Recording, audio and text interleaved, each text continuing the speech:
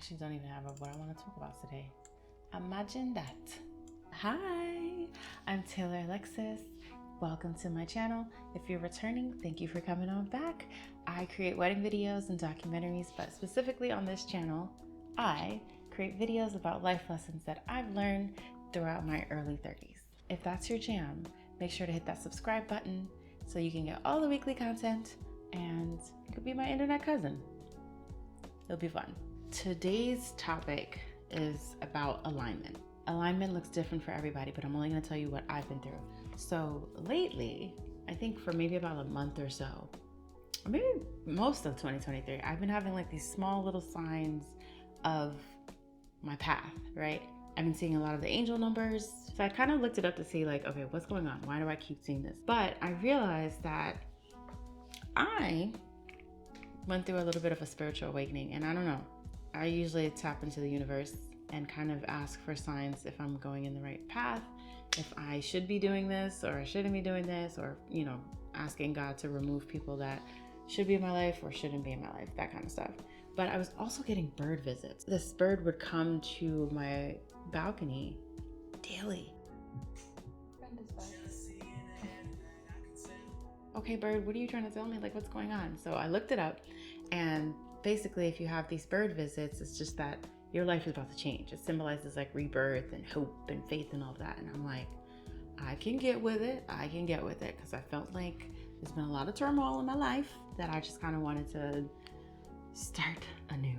I think one of the hardest things about, you know, being an adult, being in your 30s, having fun, is just realizing when you have to let certain things and people go, especially when they no longer serve you.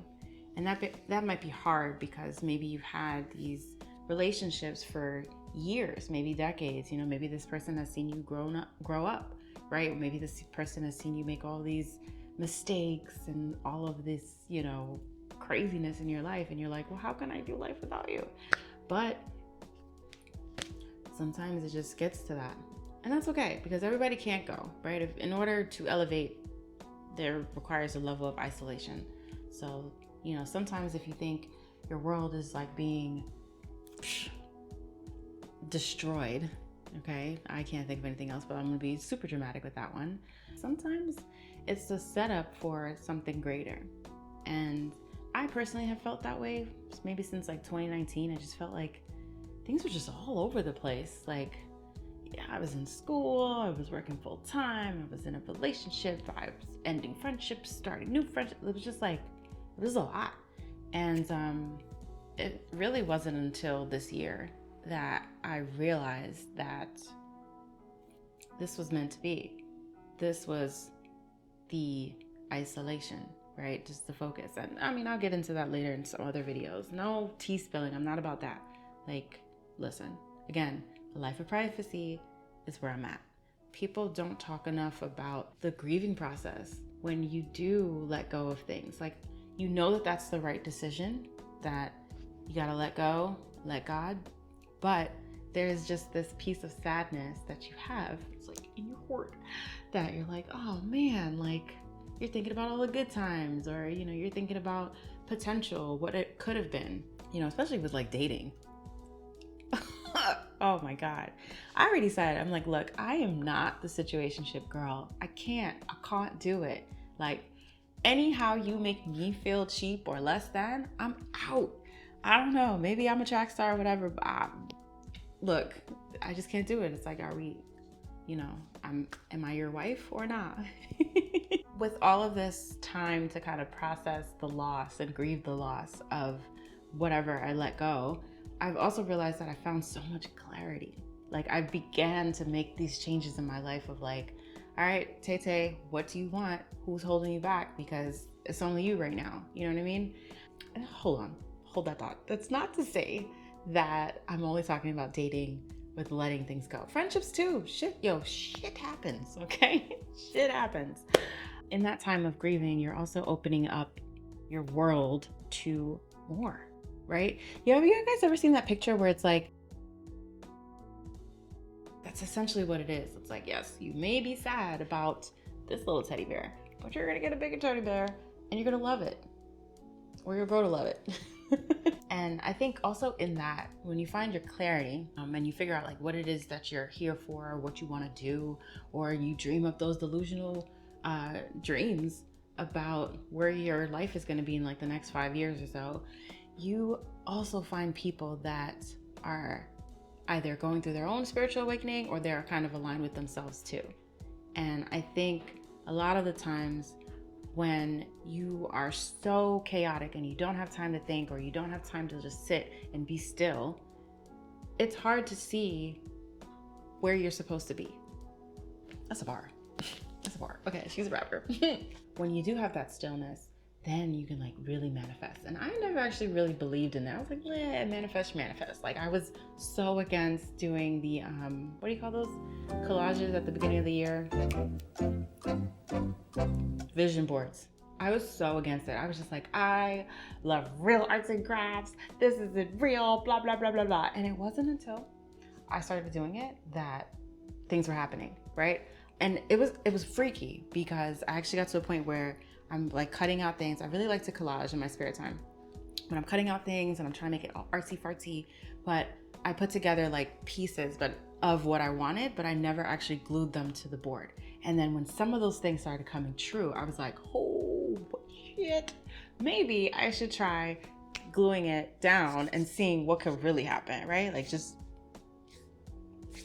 you know? And once I started doing that, things just started happening. And I'm like, oh, okay, let me start doing that. And I say that to say too, a part of my alignment journey, because I feel like I'm still on it, like still got some things to figure out. I started writing down my goals. And usually I'd be like, oh, this year I want to do this. And then I'll write it down and then you just forget it. And I was like, well, what if I just started writing my goals down every month and then seeing what progress I made? And actually like, you know, adding some numbers or something to it so that it's actually attainable. I can actually track it like a Google ad, I don't know. But I started doing that and I found that to be very helpful, and it kind of keeps me accountable of like what I have going on. And you know, it doesn't just have to be like this general goals thing. I was breaking it down. I was like, okay, in my wedding business, these are the goals that I want. In my filmmaking stuff for documentaries, these are the goals that I want. And then these are other personal things.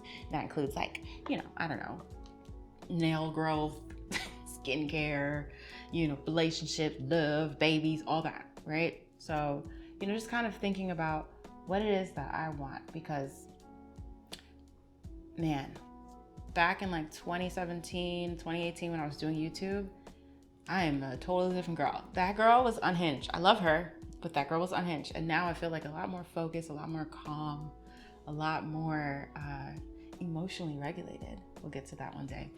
I'm curious to see what happens next when I apply myself, because like I said, you are the author of your life and you are the only person holding yourself back. So don't do it. Another thing with setting these goals and actually manifesting it is that I started feeling a lot better. I started to feel more confident with my decision making. Like I relied less on the opinions of others. I'm just like, yeah, you might want to ask for like, I don't know, research purposes.